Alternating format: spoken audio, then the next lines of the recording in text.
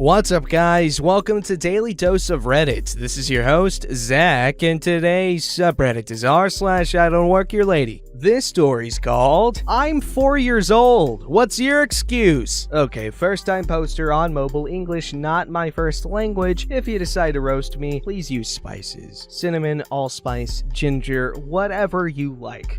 Okay. I mentioned part of this story in a comment, and people asked for the full story, so here it is. Little background. Since I became an adult and stopped working retail, I get an I don't work here lady almost every month. My wife says it's something on my face. This is the first time one of my kids was present. Also, for the place that happened, in my country, we have small shops that sell fresh products, mainly vegetable. On to the story. This happened in August. We live in a coastal city, walking distance from the beach. Wow. We both had 2 weeks off from work and spend every day at the beach with the kids. We usually go early in the morning and stay until noon, and then maybe go back in the evening. That day, my wife had left early with our oldest to prep lunch, and I stayed behind with our 4-year-old daughter. As we were preparing to leave, my wife called to tell me to pick up some fresh vegetables we had run out on. The grocery store was on our way home, so it was okay. So we stop at the store, I exchange pleasantries with the owner, an old classmate of mine, and stay outside looking for what we need, while my daughter entered the store to talk with the owner's son, same age, same preschool. The owner has 2 customers inside the store. Next to me is a lovely old lady that asks if I can help put some of her groceries in her car, especially 2 5-kilogram bags of potatoes. I see no reason not to, and I put them in the car. She thanks me, half in my language, half in Russian. I replied in kind. I understand some of the language because some relatives of my grandma were from there and picked up some of the language when I was growing up. She smiles and waves goodbye, and I return to my browsing. And then the Karen emerges.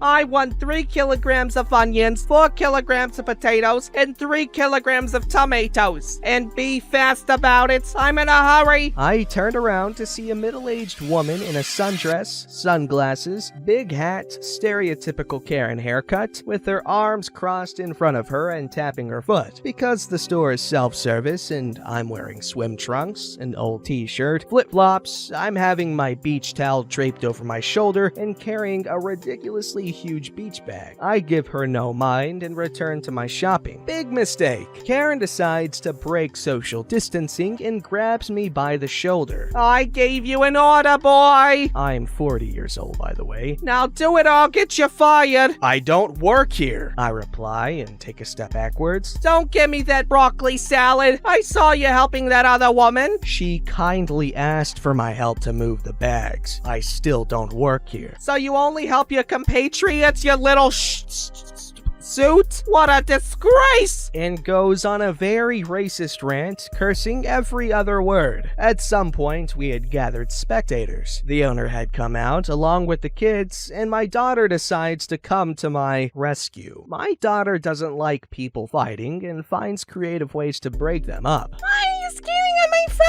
He already told you he doesn't work here. My daughter chips in when Karen stopped for a breath. Because he doesn't know his place. Now go away. Karen replies and starts to continue her rant. The owner is about to step in when my daughter turns around, drops her bikini bottom, moons her, and blows a raspberry. The Karen is momentarily stunned. That's rude, she manages to say. Well, I'm 4. What's your excuse? My daughter replies, fixing her bottoms. At that point, everybody, except Karen, starts laughing. Karen is doing her best imitation of a fish, her mouth opening and closing with no sound coming out. At that point, the owner steps in and tells her to leave and that her business is not welcomed there. The rest of us have a good laugh, we pick our groceries and go home. For the rest of our vacation, my daughter would accompany me to the store and she was always scanning the customers with a hand clasped on the side of her bikini bottoms. That was a funny story. This story's called, Sorry Lady, but please leave our school. Obligatory on typing on my phone, warning and sealed here at the bottom. Okay, so I do work at the actual location that this story takes place. However, not at the area in question. You'll see in a minute. So I work at a university as an admissions recruiter, and last summer, I was walking through the building after my lunch and saw a woman wandering through the empty first floor. door. As soon as she saw me, she beamed over to me as fast as she could. Excuse me? Where is the Chick-fil-A? So we have an express Chick-fil-A that is entirely student-run in one of our secondary dining halls. And while it is closed between the months of May and July, it still shows up as a location on all internet map sites for reasons we will never know. I think you know where this is going. This was last year, so the dialogue was close to this. Oh, it's down the hall that way leading into the other building. But I'm sorry, it's closed for the summer. Closed? But the app says open! Oh, we don't have any control over what's online, but I can tell you it's closed like all other dining sites on campus. Why are you telling people on Google that it is open and we come all the way down here? I'm sorry, I don't work in campus dining or Chick-fil-A, so I can't say why they mark it open. But there is a full restaurant like 5 minutes up that way. But I wanted to eat here! Why are you advertising somewhere that isn't open and luring us out of here?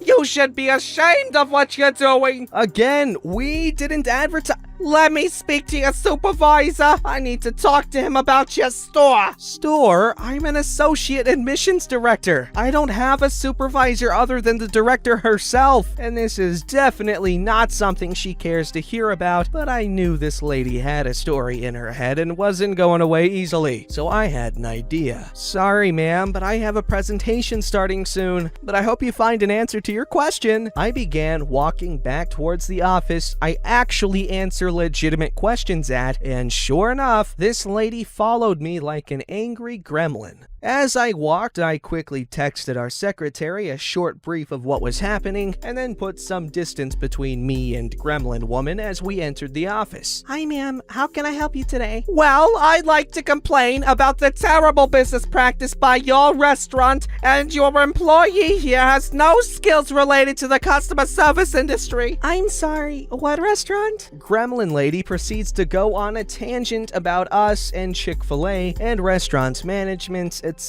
and our secretary, who has 30 years of working in higher education, has the most disappointed in humanity look on her face I've ever seen. Ma'am, we are a university admissions office, and if you don't have any questions regarding that, you have to take your concerns to someone else. No, I want to do this here! She slammed her fist onto the desk on here. I'm not gonna do that. My stuff's made of frickin' foam board. Secretary standing up and picking up the phone. I'm gonna have to call our campus police, who are located across the walkway here. I'd advise if you don't want to be escorted out and possibly arrested, you should please leave our school now. At this, the gremlin's eyes widened a bit as she processed her next move. Then she huffed and stormed out of our office. I'm not sure what happened to her exactly, but her story made for a hilarious story on our Friday meeting, and I bought our secretary a week's worth of coffee. That was sweet. And also,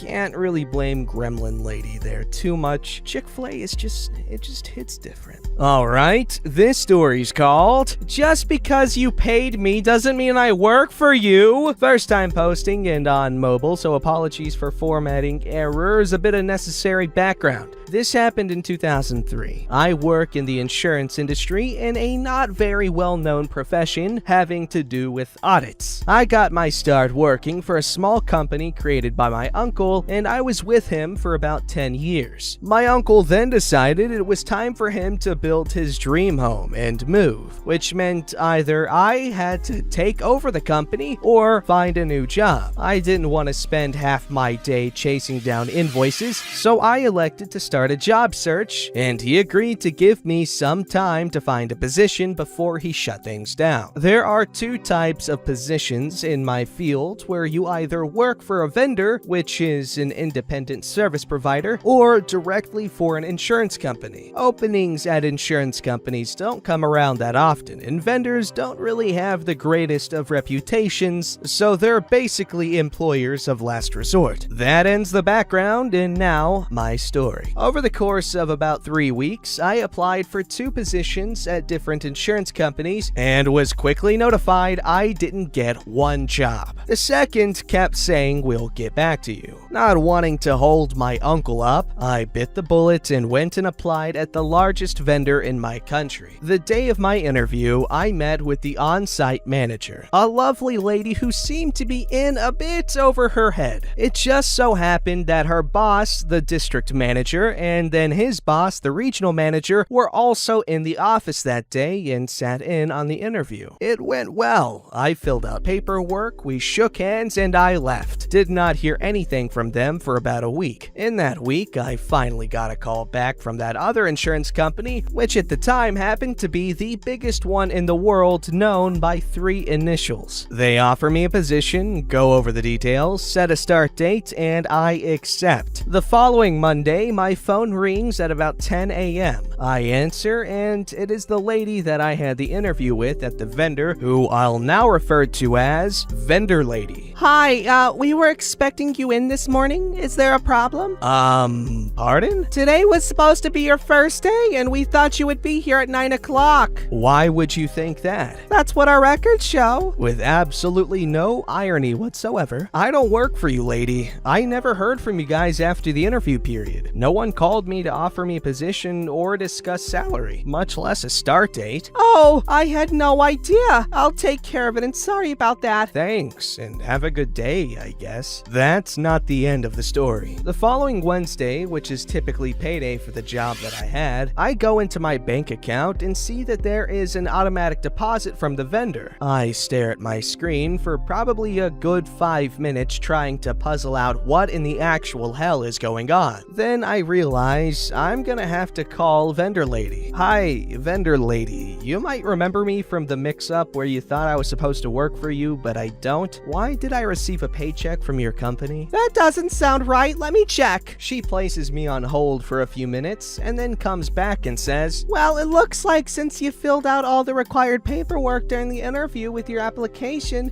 you were accidentally placed on payroll as well. What you can do is just write us a check for the payroll amount and that should take care of it. Struggling to comprehend how truly stupid this whole situation is, I reply, Listen, Vendor Lady, I review payroll records for a living, so I am very aware that you can simply have your payroll department reverse the paycheck, which will basically zero out any payroll taxes that you paid as well as any that were withheld from the paycheck, as well as reclaiming the small amount placed into my bank account. So no, I will not be writing you a check and be paying you to not work for you. The week after that, I start work at the big insurance company, and ironically, within 6 months, both the district manager comes aboard as a coworker of mine, and then the regional manager comes aboard in a department related to mine. No clue what happened to Vendor Lady, but good luck to anyone working for her. Edit. Thanks for all the support, and I'll try to answer some of the most common questions. It wasn't a scam. The vendor company is still around to this day. It's still the employer of last resort, and sadly is still the biggest independent service supplier for my industry. I filled out all the paperwork required for direct deposit because I was told it was necessary to streamline the hiring process. I definitely did not supply them with a voided check. Also, they did reverse the direct deposit, and I never heard from the Vendor Lady again. But I would get periodic emails over the next few years to see if I was interested in doing some work for them. Lastly, the large insurance company that I ended up working for was indeed run by Hank Greenberg, and I left them after 2 years for a better position about a year and a half before the big crash. Well, that's a pretty cool story. Could have had some free money there. Hey, and don't come at me with the whole, hey Zach, morals and ethics. That doesn't apply when you're talking about insurance companies. These guys rob you blind. I'm just kidding. You did the right thing. Don't steal. This story's called Maskless Lady. This happened just yesterday, and my wife thinks it's appropriate for here. I was shopping at that inexpensive family clothing store named after a military branch. You know the one. one. Old Navy. The store is mostly empty because it's the middle of the afternoon and because of you know